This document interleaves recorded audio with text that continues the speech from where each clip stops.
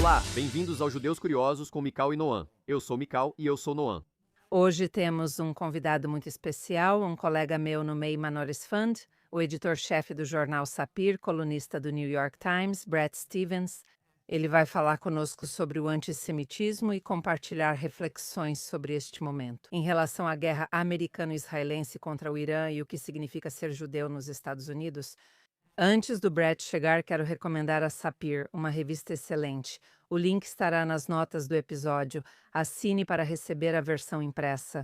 Você deveria ouvir o podcast. Eu já participei, o Noam também participou, e estamos muito gratos por ter o Bret conversando com a gente. Tudo bem? Bem-vindo, Bret. É realmente ótimo ter você aqui conosco. É bom ver você, Michal. Bom ver você também, Noam. Muito bom ver vocês. Então, a primeira pergunta é: estamos gravando essa conversa em 13 de março. Acho que muitos de nós ficaram realmente em choque ontem, lendo sobre a tentativa de ataque terrorista antissemita em uma sinagoga em Michigan, onde um terrorista tentou atingir um carro com explosivos. Mais de 100 crianças estavam na escola. Graças a Deus foi evitado, mas queria saber sua opinião sobre isso. Você fez um discurso no mês passado, acredito, na 92 à Rua, e sobre o antissemitismo na América, e você argumentou sobre como devemos ou não responder ao antissemitismo. Então, à luz dessa notícia de ontem, só para esclarecer, como você acha que a comunidade judaica e os judeus nos Estados Unidos deveriam responder ao antissemitismo neste momento? E o que devemos evitar como resposta? Bem, Independentemente do que mais eu tenha dito no discurso, isso eu não disse. Devemos fazer menos para proteger as comunidades judaicas, as instituições judaicas, do que é, infelizmente, uma tentativa nada surpreendente de matar judeus. Então, a primeira parte é que, na medida em que a comunidade judaica está investindo em iniciativas como a Secure Communities Network, obviamente temos que fazer isso. Isso já era uma realidade para a vida judaica, na verdade, muito antes de 7 de outubro e muito antes desta guerra atual. Mas esse é simplesmente o mundo em que vivemos e que agora estamos presenciando. Lamento dizer a europeização. Se esse é o termo para a experiência judaico-americana, quero dizer o que as comunidades judaicas americanas estão vivendo agora, não só quanto à segurança física, mas também ao clima ideológico do país. Se assemelha cada vez mais ao que nossos primos na França, Inglaterra e Alemanha têm vivido há algum tempo, pelo menos nos últimos 25 anos. Mas também é um lembrete de que a identidade judaica nos Estados Unidos, e esse era o ponto que eu queria destacar no meu discurso, não pode ser totalmente ou essencialmente uma função do antissemitismo. Sabe, existe um velho ditado que vem de Jean-Paul Sartre, dizendo que o antissemitismo faz o judeu. E eu acho que seria uma tragédia se nós provássemos que Sartre estava certo ao dizer isso. A única coisa que de fato reforça ou gera um senso de identidade para os judeus é a nossa condição nas sociedades diaspóricas mais amplas. Então, a resposta correta não pode ser simplesmente: vamos investir mais em proteger as comunidades e gastar mais 15 milhões de dólares em um anúncio em um evento de grande destaque como o Super Bowl. A resposta correta precisa ser um investimento, especialmente nos mais jovens, em identificação judaica, afiliação, conhecimento, compreensão e autocompreensão. E isso realmente tem sido o que tem acontecido. O que estou falando é algo que tem estado cada vez mais ausente da vida judaica americana nos últimos 50 ou 60 anos. Se tudo o que você sabe sobre sua identidade judaica é que houve um holocausto e que ainda existem antissemitas, você está falhando, como judeu. É simples assim, e estamos falhando conosco mesmos como comunidade judaica se isso se tornar o centro de quem somos e no que investimos. Então esse foi simplesmente o apelo no meu discurso para transformar isso, para fazer disso algo diferente. sabe, Bret, estou curiosa porque você foi para a Europa, especialmente nesse momento nos Estados Unidos. Sei que você nasceu no México, certo? Eu cresci no México. Na verdade, eu nasci no Hospital Mount Sinai, mas Mount Sinai para simplificar. Ok, mas você teve uma infância na América Latina, no México, né? E eu acredito que você já falou sobre sua família ser descendente de sobreviventes do Holocausto.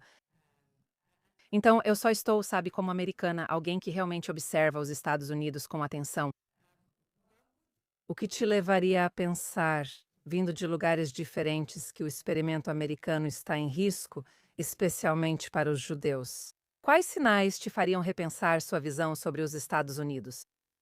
Então, os judeus americanos existem em dois fluxos históricos separados, ou experiências que, na verdade, levam a conclusões diferentes. E um é o fluxo da história judaica tem 3.500 anos de idade, em que nossa ascensão em várias comunidades ao longo dos séculos sempre terminou em tragédia, em desapropriação, exílio, massacre. E esse foi o caso das comunidades judaicas na Espanha, Alemanha, Egito, Irã. Você escolhe, praticamente em todo lugar. Períodos de florescimento cultural judaico terminaram de forma muito abrupta.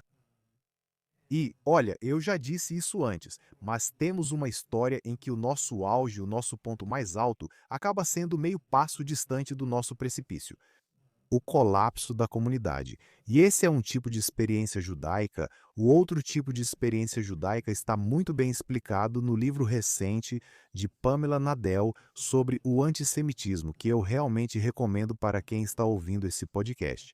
Pamela é uma grande estudiosa da experiência judaica americana e ela vê o antissemitismo nos Estados Unidos como algo que funciona como uma curva senoidal, uma onda que sobe, mas depois recua. Sabe, a primeira experiência judaica americana em 1654 foi de um grupo de judeus latino-americanos. Na verdade, desembarcando de um barco no que era então Nova Amsterdã, judeus sefarditas. E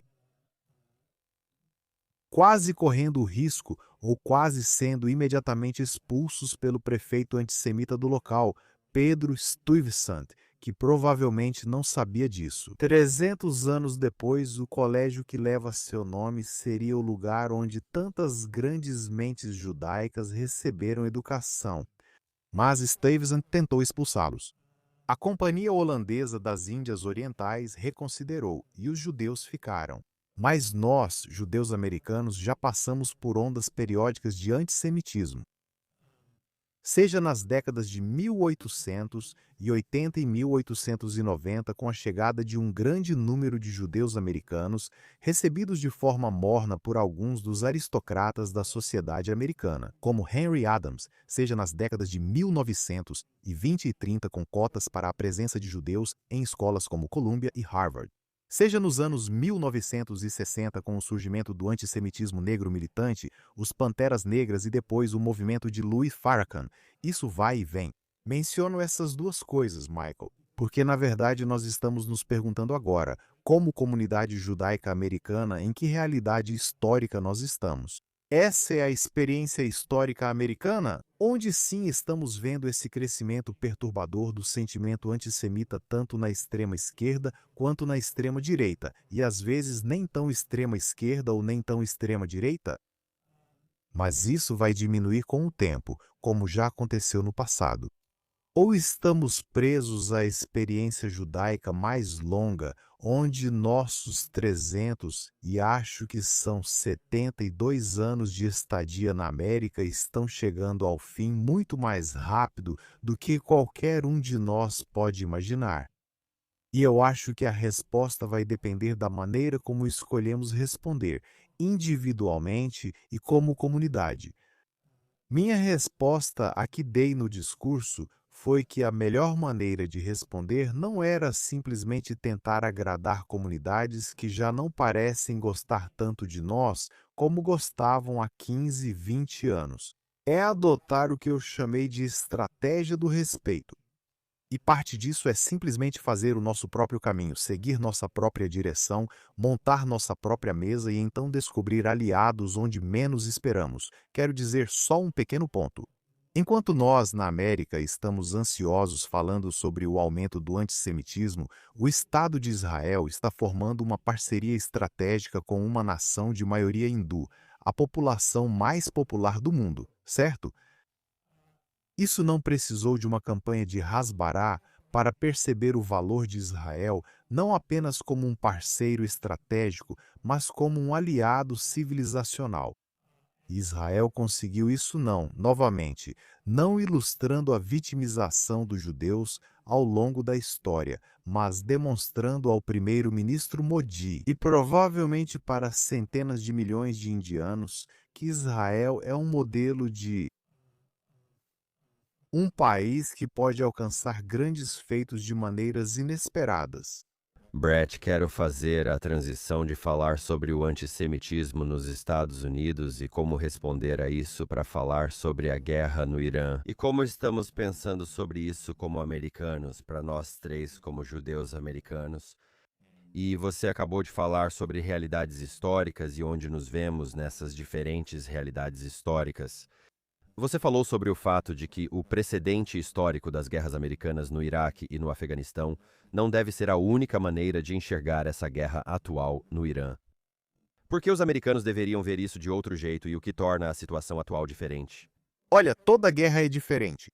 Esse é um ponto que meu amigo Elliot Cohen, da revista The Atlantic, um grande historiador militar e também um grande judeu americano, destaca. As diferenças entre o que estamos fazendo agora e o que fizemos no Iraque deveriam ser óbvias demais para precisar mencionar. Mas, entre outras coisas, não temos 100 ou 150 mil soldados entrando no Irã. Não pretendemos uma ocupação de longo prazo. Não estamos planejando instalar uma democracia, escrever as leis deles, consertar a rede elétrica deles. Quero dizer, as diferenças são imensas. Em segundo lugar, este não é o início de uma guerra de escolha pelos Estados Unidos. É isso que eu espero que seja o fim de uma guerra de escolha, que foi lançada pela República Islâmica do Irã em 1979 contra os Estados Unidos. Com a tomada da nossa embaixada, por qualquer definição, um ato de guerra seguido por décadas de ataques assassinos contra cidadãos americanos, seja em Beirute durante a Guerra Civil Libanesa ou no Brooklyn quando tentaram matar Massi, minha amiga Mazi Alinejad, ou primeiro sequestrá-la e depois matá-la, então essa é outra diferença importante. A terceira é que, sabe, desde que me tornei um jornalista profissional, que começou durante o governo Clinton, todos os presidentes americanos falaram sobre a ameaça grave do Irã e especialmente desse regime em posse de armas nucleares. E agora temos um presidente que está realmente fazendo algo a respeito. E estamos, enquanto falamos, talvez há 13 dias nesta guerra. E o tipo de pânico da elite que estou vendo em certas páginas editoriais e coisas assim me deixa perplexo. Conseguimos, junto com nossos parceiros israelenses, efeitos extraordinários ao reduzir drasticamente a capacidade do Irã de ameaçar a região, e isso é algo bom. Todo americano deveria ficar satisfeito, especialmente os americanos liberais. Deveriam ficar satisfeitos com a ideia de que um regime que enforca pessoas gays estará muito mais longe de conseguir uma arma nuclear ao final desta guerra do que estava há um ano. E eu estou um pouco, mais do que um pouco, desapontado não só com o pessimismo que tomou conta de nós, novamente, apenas 13 dias após o início de uma guerra que, até agora, levou tragicamente à morte de cerca de 11 militares americanos, mas ainda assim um número excepcionalmente baixo pelos padrões históricos. Não é só o pessimismo, mas quase eu sinto como se houvesse um desejo de que os Estados Unidos percam essa guerra. porque não querem ver Donald Trump ou Benjamin Netanyahu provando que tinham razão, por um motivo ou outro. Mas você sente que há uma corrente na política americana hoje que quer que essa guerra dê errado, e eu acho isso realmente preocupante.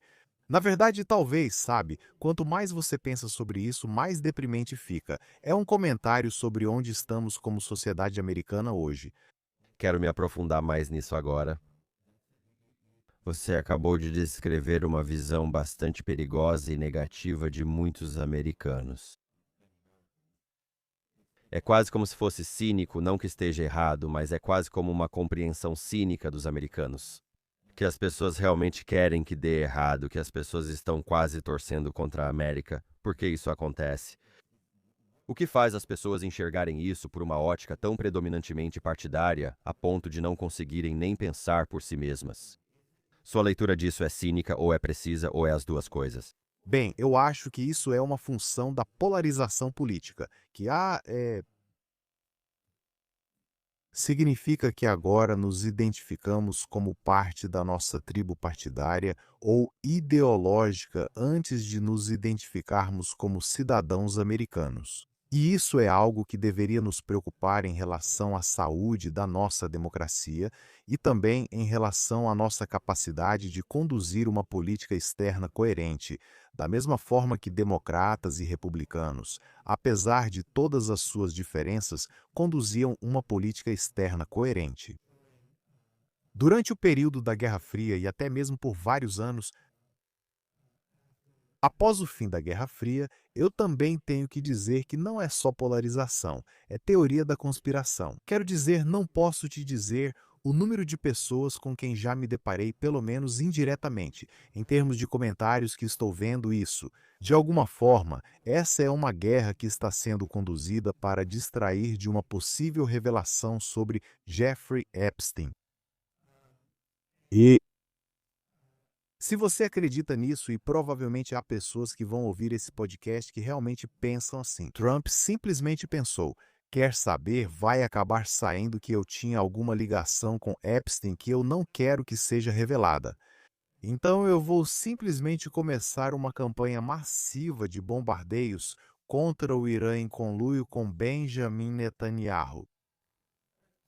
Não há nada que eu possa fazer para te ajudar. Esse é um nível de desvario político. Brett, isso está longe de ser certo. Isso nem chega a estar errado para citar o grande físico Wolfgang Pauli. Ou a outra visão, que novamente é extremamente desanimadora. Vejo isso vindo até de pessoas que respeito intelectualmente em outros assuntos. É essa ideia de que este é um grande caso do rabo balançando o cachorro, que Benjamin Netanyahu conspirou efetivamente para fazer seu poodle, Donald Trump, para lançar esta guerra como se Donald Trump não tivesse um histórico. Voltando a 1980, na crise dos reféns, condenando o comportamento do regime iraniano, a humilhação daquele episódio específico na história americana. Ou seu longo histórico no cargo, incluindo em seu primeiro mandato de atacar o Irã ou conduzir uma política externa.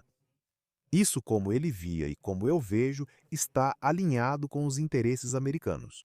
Então você tem essa combinação de polarização excepcional ou extrema. Um tipo de antissemitismo borbulhante e uma mentalidade geral de teorias da conspiração que, claro, se mistura com o antissemitismo. E este é o momento cultural em que esta guerra está acontecendo. O que eu espero muito é que conquistas militares nesta guerra, levando talvez não agora, mas daqui a 1 ou 2 anos ao colapso do regime iraniano, deem aos americanos um senso de clareza, que isso era algo que absolutamente precisávamos fazer se quiséssemos evitar a catástrofe da eventual nuclearização do Irã. Brett, sabe, só para concluirmos, eu só quero... Noam citou a frase do seu artigo para a última edição da Sapir sobre aspirações. Recomendo a todos os leitores conferirem. Vamos colocar isso nas notas do episódio. O artigo que você publicou nesta última edição da Sapir foi um discurso que você fez para o Programa de Estudos de Israel de Stanford no final do ano passado. Você destaca que afirmar que Israel comete genocídio ou que antisionismo e antissemitismo são diferentes são calúnias e nem chegam a estar erradas. Como última pergunta, você mencionou que esse momento depende muito da nossa postura e resposta. Então, eu queria perguntar o que você espera transmitir aos seus leitores ao insistir que realmente internalizemos que muito do barulho que ouvimos nem sequer está errado. Então, só para o benefício do público que ainda não leu o ensaio ou o discurso. Wolfgang Pauli, que foi um grande físico austríaco judeu, certa vez repreendeu ou comentou sobre um artigo de física realmente ruim. Ele disse: isso nem sequer está errado. O que ele quis dizer, acho, é que se você perguntar a uma criança quanto é 2 mais 2 e ela responder 5, isso está errado, certo? Mas pelo menos a resposta está na categoria certa de pensamento. Se a criança disser banana, isso nem sequer está errado. Isso nem chega ao nível da própria pergunta. E eu percebo isso em muitas das conversas sobre Israel hoje em dia em público. O tipo de conversa que temos e as ideias que tentamos afastar são da categoria de nem sequer erradas. Você mencionou que Israel está cometendo genocídio, quero dizer, a própria definição de genocídio é matar pessoas enquanto tais. Matar Tutsis em Ruanda porque são Tutsis, matar judeus no Shoah porque são judeus, isso é o que é genocídio. Acho que esse foi um exemplo de algo nem sequer errado, assim como a ideia de que Israel é um Estado colonialista.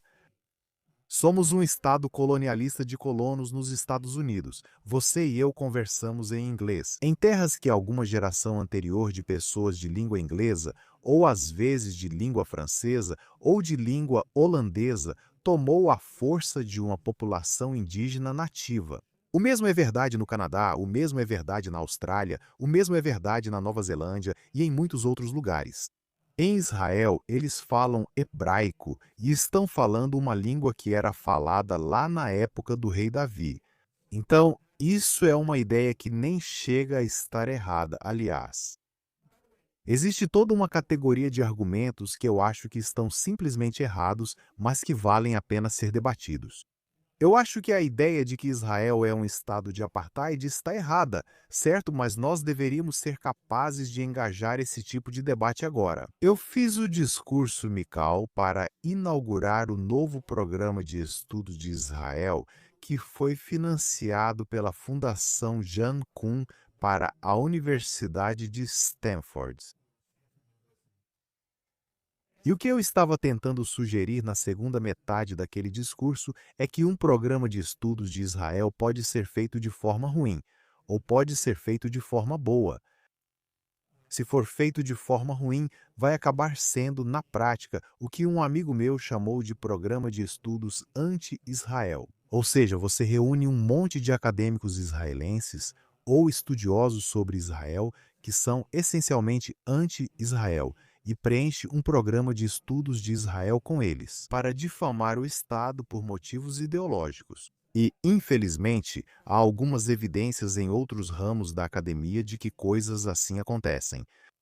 A segunda possibilidade que mencionei é que o programa pode acabar se tornando basicamente um programa simbólico da Universidade de Stanford, um lugar onde principalmente estudantes judeus vão estudar.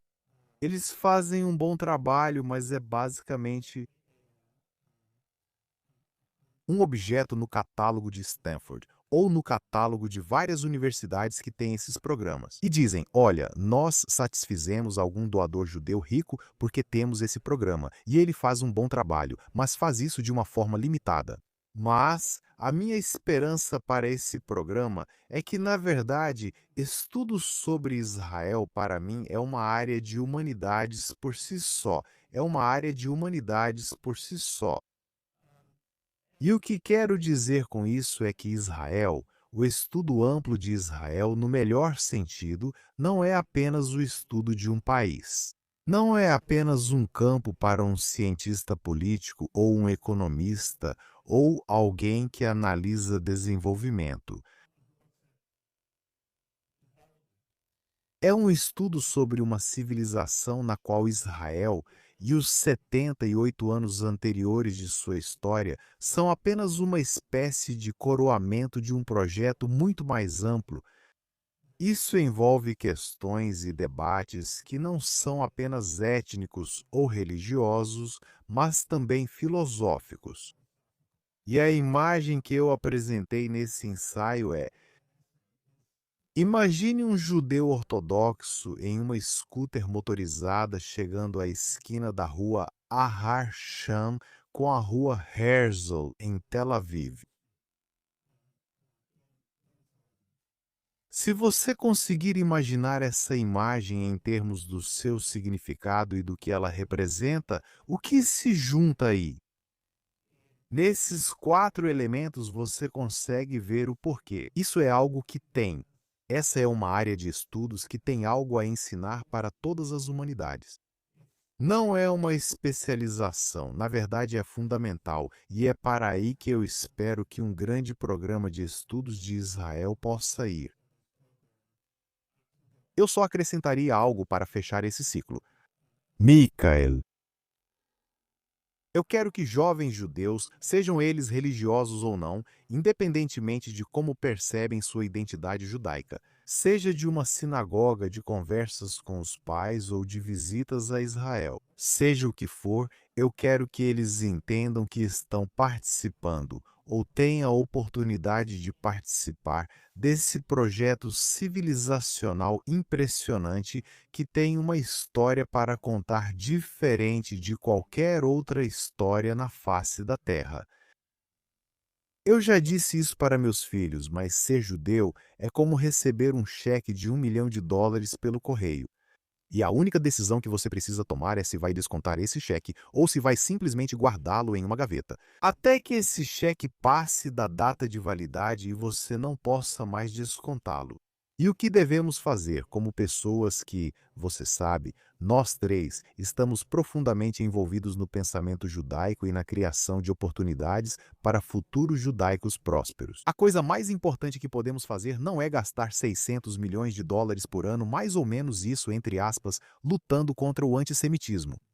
A coisa mais importante que podemos fazer é dizer para nossos filhos: saque esse cheque, saque logo, tudo bem. Porque se você não fizer isso, vai chegar aos 45 anos e dizer: ah, poxa, bem, sabe, eu nasci judeu, mas realmente não sei muito sobre isso. E minha vida é corrida, e isso simplesmente não faz parte de verdade da minha vida. E nós deixamos muitos dos nossos filhos perderem essa oportunidade. Então, meu apelo no discurso que fiz na 92 em Street Exit neste podcast, onde quer que eu esteja falando, é: saque o maldito cheque. Amém. Bem, isso é lindo, e é uma maneira muito poderosa de encerrarmos e um lembrete para todos nós sobre o que devemos almejar. Brett, muito obrigada por se juntar a nós. Obrigado. É uma honra estar com vocês.